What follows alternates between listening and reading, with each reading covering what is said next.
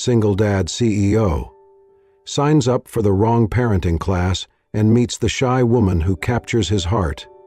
"Mr. Blake, I enrolled you in the Parenting Skills for Busy Executives class, just like you asked," said Lauren, Nathan Blake's efficient assistant, holding a tablet in one hand and a stack of folders in the other.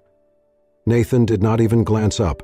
His eyes were fixed on his laptop screen, where a video conference with European partners was already underway. He signed the form with a quick flick of his pen. "As long as it helps me not screw up my kid, I do not care what it is. Send it." Lauren hesitated for a split second, then tapped her screen. "Done. Registration confirmed." Nathan ended the meeting with a terse nod to his team. He leaned back in his leather chair and rubbed his temple. Running a multi-million-dollar tech company and raising a 5-year-old girl alone was not something he had prepared for. Every parenting book he started remained half-read, and every free weekend turned into work catch-up. But he had made a promise to himself, and to Maya, that he would try harder, be better, even if it meant sitting through some class meant for dads in suits pretending they had time for bedtime stories. What he did not know was that Lauren had made a mistake, a small click on the wrong drop-down menu. Instead of parenting for professionals, she had selected prenatal care and parenting for first-time moms.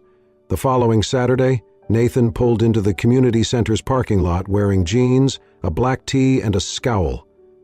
Maya was at a playdate, and this was supposed to be a quick 2-hour class. He walked through the glass doors, following signs that led to room B3, nurturing the newborn. As soon as he stepped in, he stopped short. The room was filled with pregnant women, belly bumps of all sizes. Soft music played in the background and yoga mats were spread across the floor. A whiteboard read in lavender marker, "Week 1, Emotional Connection and Early Bonding." Nathan blinked, wondering if he had wandered into the wrong room. "Ah!" Everyone turned to look at him. Some smiled politely, others blinked in confusion. Then she appeared. A petite woman with long, curly brown hair and the calmest eyes he had ever seen walked up to him, a folder in hand. She wore a flowy blouse, soft sneakers, and a nervous energy that she tried to hide behind a practiced smile. "Hi, you must be Mr. Blake?" He straightened. "Yes." "Nathan Blake. I think there's been a mix-up. I was signed up for a parenting class." "This is a parenting class," she replied, her voice gentle, "though mostly for first-time mothers. Are you expecting?" Nathan raised an eyebrow. "The only thing I'm expecting is to understand my daughter better." There was an awkward silence. A few women chuckled. One whispered to another, "At least he's trying." Nathan cleared his throat. "Is there another class I should be in?" The woman hesitated. "All other sessions are full, and we have a no-refund policy once the class starts." He stared at her. "You're kidding." "I'm not," she said, almost apologetically. "But you're welcome to stay. You might learn more than you think." He looked around again at the pregnancy pillows, the rows of plastic baby dolls, the laminated diagrams of birthing positions, and almost turned around and walked out. Almost. Then he remembered Maya's face the other night when she asked if her mom would have taught her to braid her hair. The sting in his chest returned. "Fine," he said with a sigh. "Let's get this over with."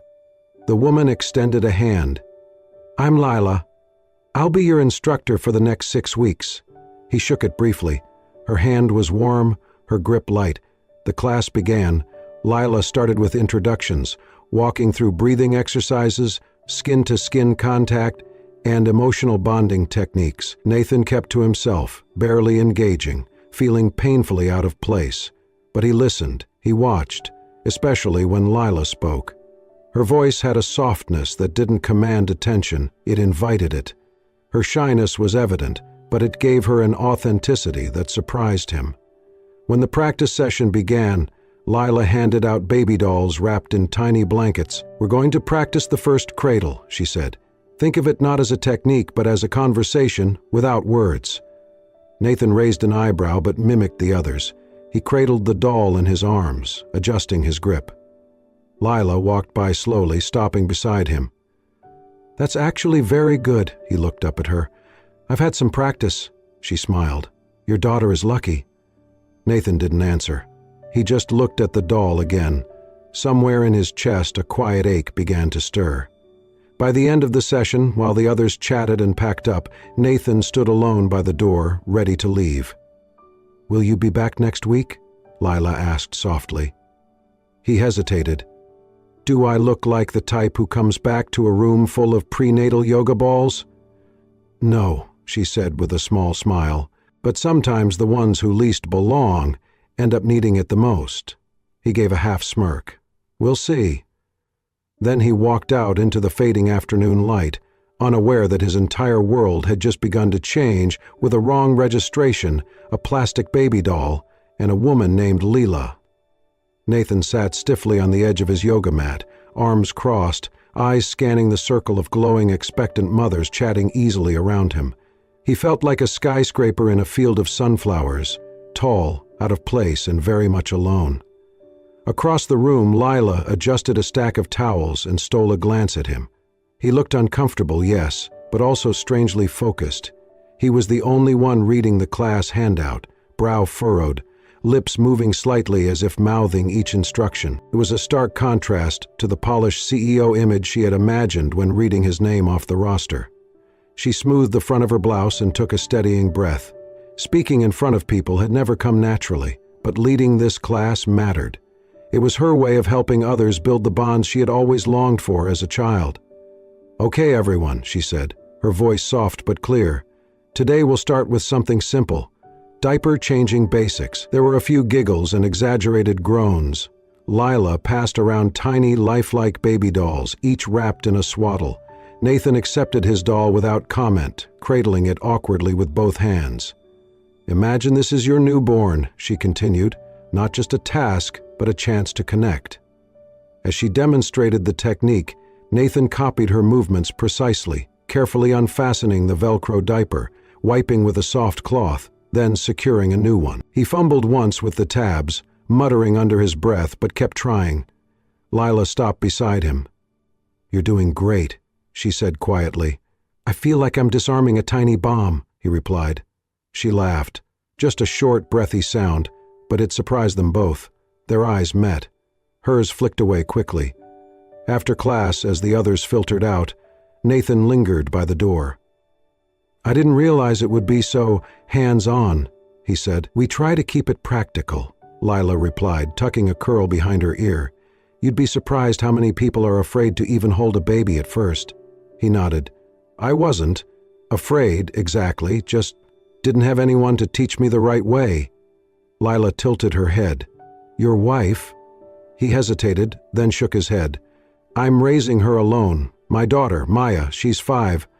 Lila's eyes softened. "That's why you're here?" "Yeah," he said quietly. "She deserves better than a dad who's always guessing." That admission lingered in the space between them, tender and unexpected. Over the next few sessions, the ice thawed slightly. Nathan started greeting her when he arrived. Lila found herself looking forward to his questions, thoughtful, sometimes blunt, but always sincere. During demonstrations, he paid attention in a way that was rare. He wasn't trying to impress anyone. He was trying to learn. Their conversations remained short, sometimes awkward, filled with pauses neither of them rushed to fill. But there was a quiet sincerity in the way they spoke to each other, like two people unused to being truly seen. One afternoon, Lila entered the room balancing a laundry basket full of soft cloths and small blankets. "Today," she announced gently, "we'll talk about the power of touch, specifically skin-to-skin bonding." Nathan arched a brow. "It's often called kangaroo care. The idea is simple. Your newborn lays directly on your chest, skin to skin. It helps regulate their breathing, heart rate, and creates a deep emotional connection." As she handed out dolls again, a few women began unbuttoning their tops or rolling up sleeves to simulate the exercise. Lila walked over to Nathan, holding out a clean cloth. He looked at her, half smirking. "You're not seriously asking me to undress in a room full of strangers." Lila flushed slightly. "No need to remove anything, just pretend the contact is there. It's the intention that matters." Nathan gave a small nod and sat down, cradling the doll gently. Then, surprising everyone, including himself, he lifted his shirt halfway, placed the doll against his chest, and wrapped the cloth around them both like a sling. He sat back, his eyes closed. The room quieted. Lila watched as his features relaxed, his breathing slowed, and though it was only pretend, something about the way he held that doll, so gently, so completely, made her chest ache. He opened his eyes and caught her staring. She looked away, flustered. "That was perfect," she murmured. Nathan didn't smile, but there was something softer in his gaze now, and for the first time since the class began, Lila forgot to be nervous. Something in the air had shifted, quietly, tenderly, and neither of them knew it yet. But that small, sincere moment would be the first real thread connecting their hearts. By the third week of classes, Nathan Blake had become something of an anomaly. The man who had once stood awkwardly by the door, arms crossed and expression guarded, was now the first to arrive, often reviewing materials or asking questions even before the session began. Lila noticed. Everyone did. Despite running a multi-million-dollar company, Nathan never missed a session. His suit jackets had slowly been replaced with rolled-up sleeves and an ever-present notebook where he scribbled down notes on infant cues, emotional bonding, and the importance of storytelling. He listened with the intensity of someone attending a shareholders' meeting, but his questions had shifted, from technical parenting theories to practical ways to connect with a child emotionally. What surprised Lila more than his dedication was the tenderness that peeked through his cool demeanor, especially when his daughter was near. Maya, a petite 5-year-old with wide hazel eyes and a head full of bouncing curls, had joined one of the weekend sessions when Nathan's nanny had fallen ill. Lila had planned to keep her occupied with crayons and quiet toys, but Maya had insisted on sitting beside her father the entire time, occasionally whispering questions or mimicking the exercises with her own baby doll. From the start, Maya had taken a special liking to Lila. She gravitated to her like flowers turned toward sunlight, following her movements, listening intently when she spoke, and slipping her hand into Lila's during breaks. One afternoon, after class had ended and the last of the mothers had filed out, Lila stayed behind to tidy up. Maya, seated at the back with a set of crayons and construction paper, was quietly drawing. When Lila approached, the little girl proudly held up her artwork. "This is my family," she said, pointing to the figures. Lila smiled. "That's beautiful, sweetheart. Let's see. There's you, and who's this?" "That's Mommy," Maya replied softly. "And that's our dog. And that's our house." Lila looked closer. The picture was colorful and sweet, but something struck her. There was no father. She hesitated. "Where's your daddy in the picture?" Maya lowered her eyes. "Daddy's always working. He doesn't play with me." The words landed with a quiet heaviness. Later that day, Lila waited until most people had gone before she approached Nathan, who was packing up his things at the back of the room. "Can I talk to you for a moment?" she asked. He looked up, surprised. "Sure, everything okay?" "It's about Maya," she said gently, then told him about the drawing. Nathan stilled, his jaw tightening. "She said that?" "She didn't mean it harshly," Lila added quickly, "but it clearly weighs on her." He ran a hand through his hair, his expression unreadable. "I've done everything I can to make sure she has what she needs: school, clothes, therapy, a nanny." "She doesn't want things," Lila said softly. "She wants you." Nathan didn't speak. He looked at the empty space where his daughter had sat, his face shadowed by something more painful than anger: guilt. The next day, Lila organized a parent-child bonding activity. Each pair would create a dream family drawing together. As the other moms giggled and colored with their partners, Nathan knelt beside Maya on the mat, a sheet of paper between them. He hesitated at first, holding a crayon awkwardly. "What should we draw?" he asked. Maya looked up at him, curious. "You don't know?" he smiled. "Maybe you can show me." For the next 20 minutes they colored together. Nathan drew himself with exaggerated muscles. Maya giggled and gave him bunny ears. Lila watched from across the room, smiling quietly as the sound of their laughter filled the air. When they finished, Maya held up the new picture proudly. This time the family was complete. There was Maya, her daddy, and next to them a woman with soft curls, just like Lila's. Nathan blinked at the drawing, then glanced at Lila. Their eyes met briefly before she turned away, cheeks flushed. Later, as they were getting ready to leave, Maya tugged at Lila's sleeve and hugged her tightly. "Thank you for today, teacher mom," she whispered. Lila froze. The warmth of the child's arms, the softness of her voice, it all hit her at once. She knelt slowly, her hands trembling as they touched Maya's shoulders. "What did you call me, sweetheart?" she asked, barely above a whisper. Maya looked up at her with complete trust. "Teacher mom, like teacher mom. You make me feel safe, like mommy used to." Lila's throat tightened. Tears welled in her eyes, blurring the room around her. She glanced at Nathan, who had witnessed it all, stunned, silent. In that moment, Lila realized the depth of the space she had unknowingly filled in both of their lives, and for Nathan, standing there, the woman he had first seen as a quiet instructor had just become something far more significant. Neither of them said a word, but everything had changed. It started with a casual invitation, an impromptu weekend at the local zoo.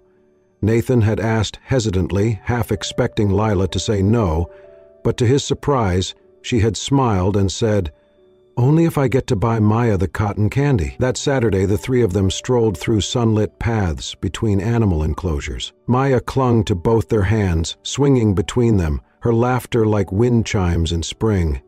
Nathan could not stop glancing at Lila, how naturally she moved beside them, how effortlessly she communicated with Maya, and how her laughter loosened something in him he had not even realized was clenched.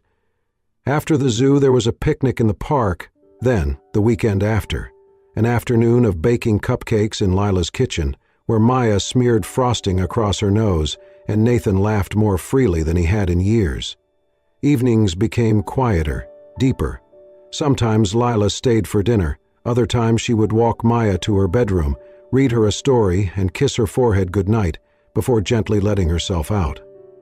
The warmth in those nights was undeniable, but so was the growing ache in Lila's chest. Nathan was kind, attentive, and clearly cared for both her and Maya. But Lila had known enough half-promises in her life to spot the signs of a love that might not last.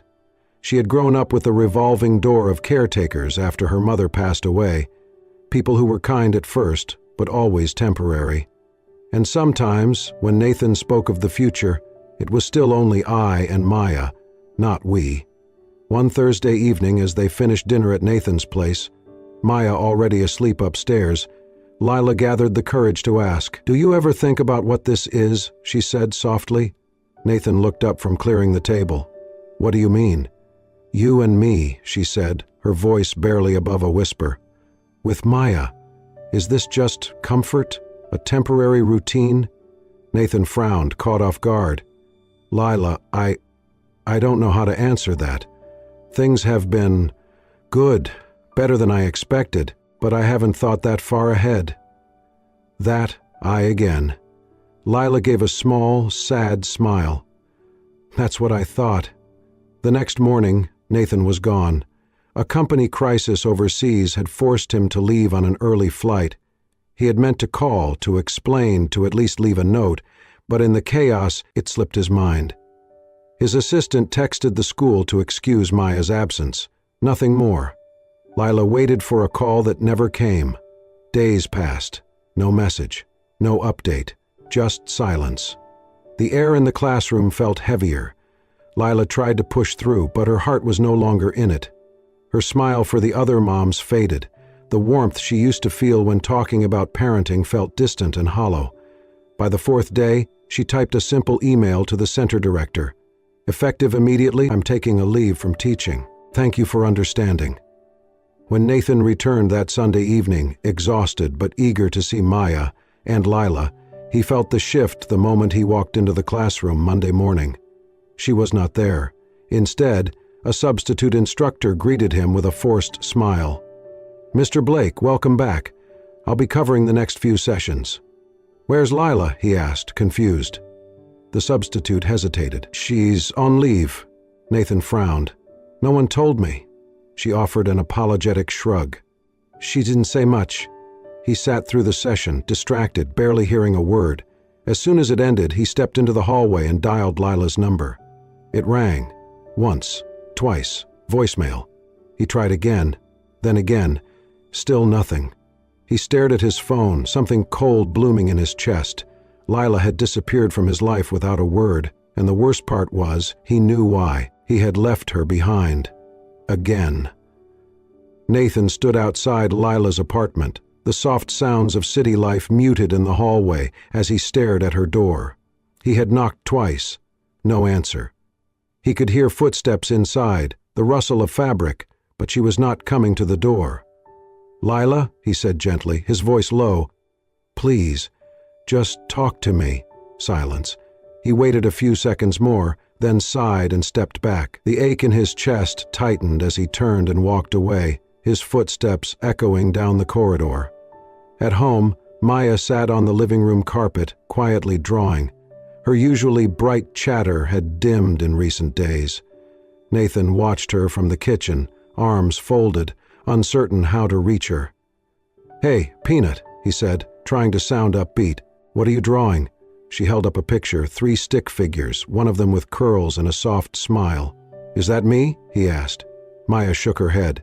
"It's me, you, and Miss Lila. I miss her." Nathan's heart sank. He knelt beside her. "I know, sweetheart." She looked up at him with wide, questioning eyes. "Where did she go, Daddy?" He opened his mouth, then closed it again. "She needed time. Did we do something wrong?" "No," he said quickly. "No, baby. You didn't do anything wrong." But he had. He had let her go without realizing just how much she had come to mean to both of them. That night, after putting Maya to bed, Nathan sat in the dark with a glass of untouched wine in his hand, staring out the window. He thought about Lila's quiet strength, her kindness, the way she instinctively knew how to comfort Maya, and how she looked at him like he was more than the sum of his responsibilities. He missed her, not just as Maya's favorite teacher. He missed her laugh, her presence, the peace she brought into their once empty home. But he also understood. She had grown up with people leaving. She had likely spent years believing that love was temporary, that she could be replaced. And hadn't he confirmed her fears? He had left without warning, failed to call, failed to show her she mattered. Nathan set down his glass and buried his face in his hands. The next evening it started with a low fever. Maya was unusually quiet at dinner, then asked to go to bed early. Nathan checked her temperature. It was higher than normal, but nothing alarming. He gave her fluids and lay beside her until she fell asleep. But around midnight, he woke to the sound of her whimpering. Her body was hot to the touch. When he tried to wake her, she stirred but was disoriented, mumbling incoherently. Then her little frame began to shake, soft at first, then harder. Panic surged through him. He called the pediatrician's emergency line, but the nurse said the nearest emergency room was backed up and advised close monitoring. He was alone and afraid. His hand moved before his mind could catch up, dialing the only person he could think of, Lila. She picked up on the second ring. "Hello?" "It's Maya," Nathan said, voice tight. "She's burning up. She just had some kind of seizure. I don't know what to do." "I'm on my way," she said, no hesitation. Less than 20 minutes later, Lila rushed through the door, her face pale but focused. She dropped her bag by the couch and went straight to Maya's room. Nathan followed, helpless, as she placed a cool cloth on the girl's forehead and spoke to her in soft, soothing tones. "She's calming down," Lila whispered. "Let's keep her hydrated and stay with her through the night." Nathan sat beside the bed, his hands trembling. "I didn't know who else to call." Lila looked at him, and for the first time in days, their eyes met without anger, only worry and something unspoken. "You did the right thing," she said softly. They stayed that way until dawn, taking turns cooling Maya's fever, reading her favorite book, and humming lullabies when her breathing grew uneven. Sometime before sunrise, Lila tucked Maya's hair behind her ear and looked over at Nathan, who was slumped in the chair beside the bed. "You really love her," she said. He looked at her, his eyes tired but honest. "More than anything, and I was a fool to ever make you feel like you were replaceable." Lila didn't answer, but she reached across the space between them and took his hand. It was not forgiveness. Not yet, but it was a beginning. The first light of dawn spilled gently through Maya's window, casting a soft golden hue across the room. The night had been long, filled with worry, but now the house was quiet again. Maya slept peacefully, her fever finally broken, her breaths slow and even. Nathan sat in the armchair beside the bed, elbows on his knees, hands clasped in silent gratitude.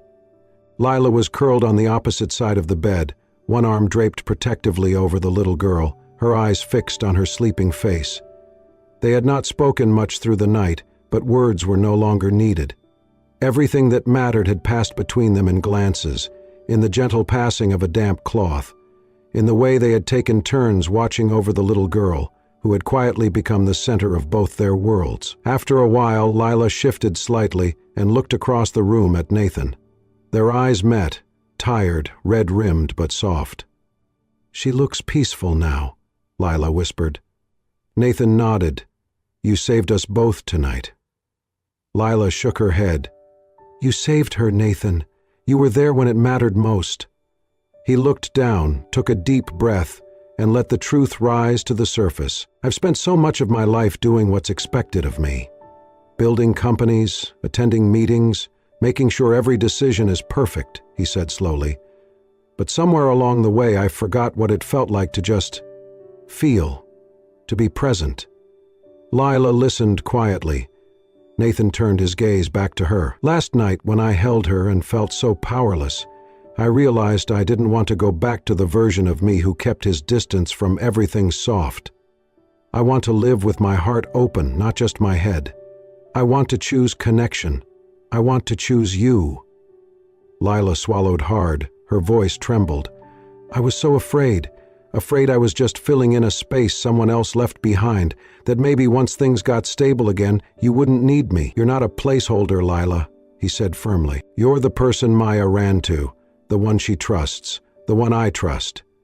You're not just someone she loves, you're someone she chose." Lila blinked, eyes glistening.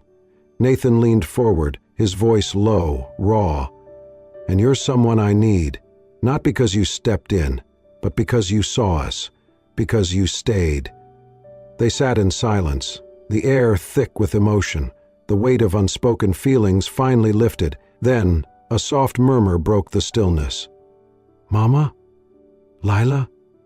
They both turned toward the bed. Maya was awake. Her voice was faint, still groggy from sleep, but her eyes were wide and shining as she looked at Lila. She reached up with small hands and whispered again, "Mama, Lila." Lila gasped, a hand flying to her mouth as tears welled in her eyes.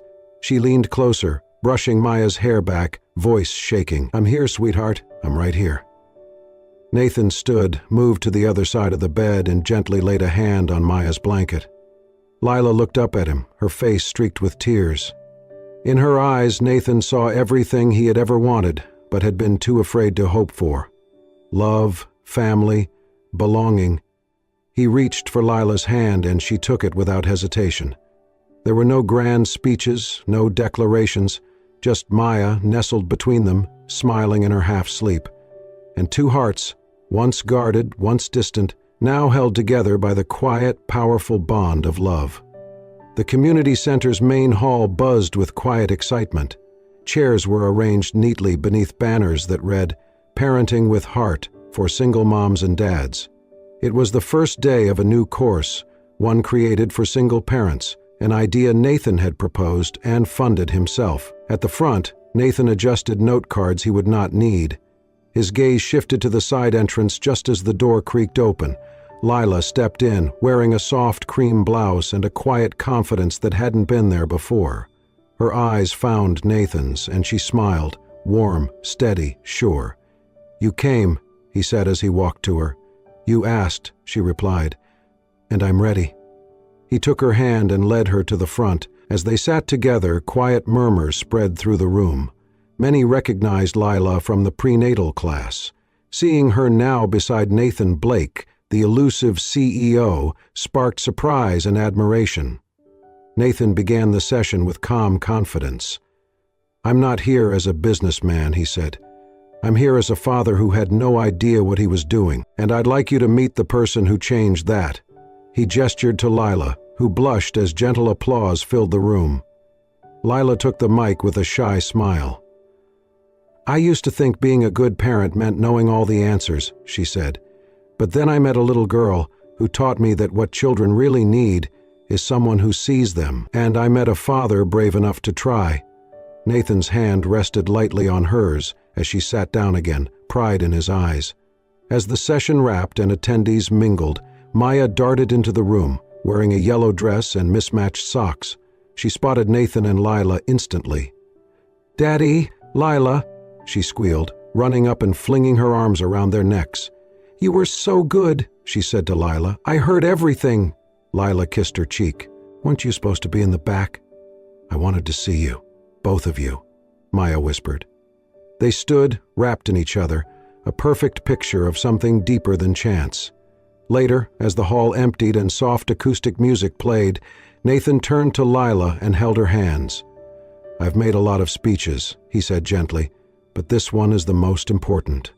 Before she could respond, he dropped to one knee and pulled out a small velvet box. Lila gasped.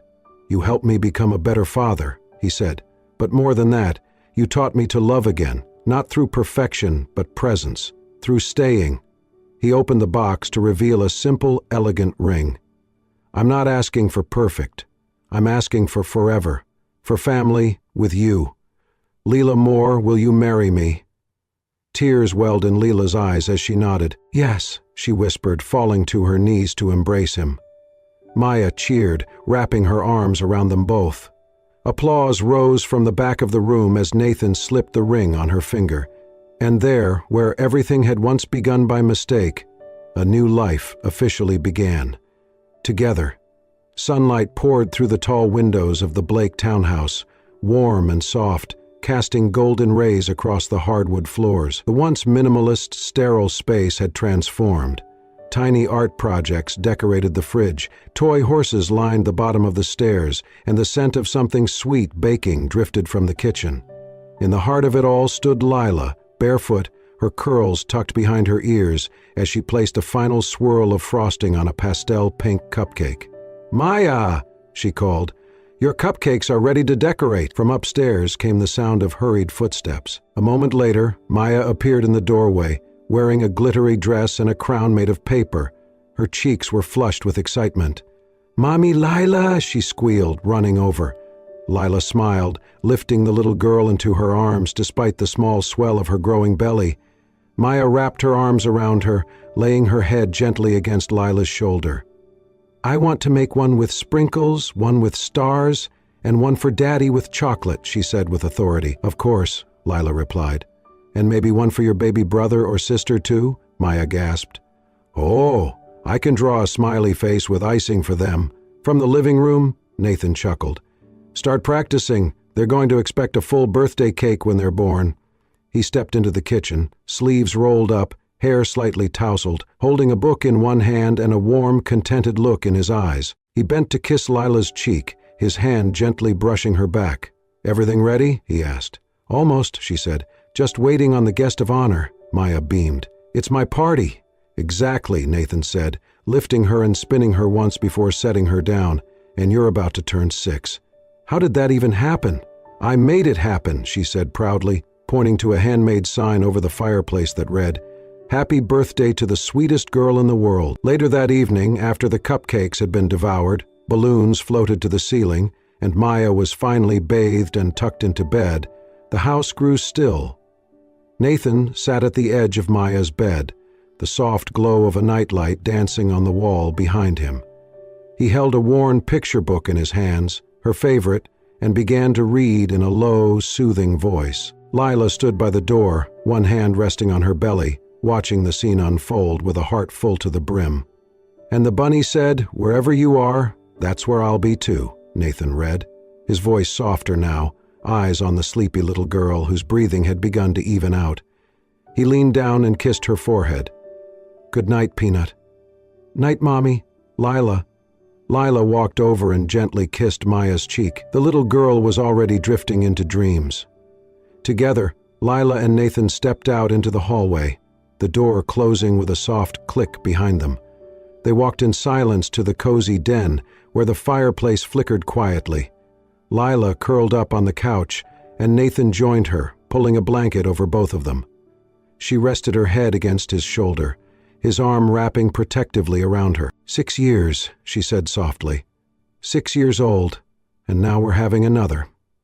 Nathan placed a hand over her stomach, feeling the faintest flutter beneath his palm. I never imagined this life. Lila smiled. Neither did I. He turned to her, his eyes full of warmth. You gave us more than love. You gave us home. She leaned into him, their fingers intertwining. You both gave me purpose. They sat that way for a long time, no rush, no distractions, just a quiet house, a sleeping daughter, a future on the way, and a love that had grown not through perfection, but through effort, trust, and the willingness to try. Nathan pressed a kiss to her temple. Do you ever think back to that first class? The one where I made you cradle a baby doll shirtless in a room full of pregnant women? She laughed. He grinned. Exactly that one. I think about it all the time, she whispered, about how one mistake led us here.